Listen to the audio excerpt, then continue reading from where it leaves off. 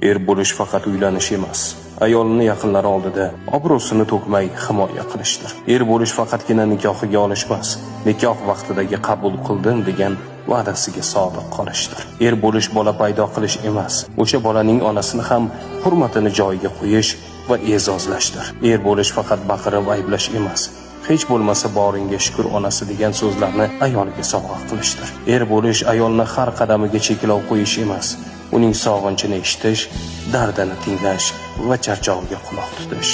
Er bo'lish ayolga doim bu seni vazifang deb ta'na qilish emas, charchadingmi, dam ol onasi deya olish. Er bo'lish bu ojizani haqorat qilish emas, so'kish, urish emas, Allohning omonati deb qarash, avaylab asrashdir. Allohning omonatini asrayotgan, ayolining ko'z yoshiga emas, kulgusiga sabab bo'layotgan erkaklardan Allohim rozi bo'lsin.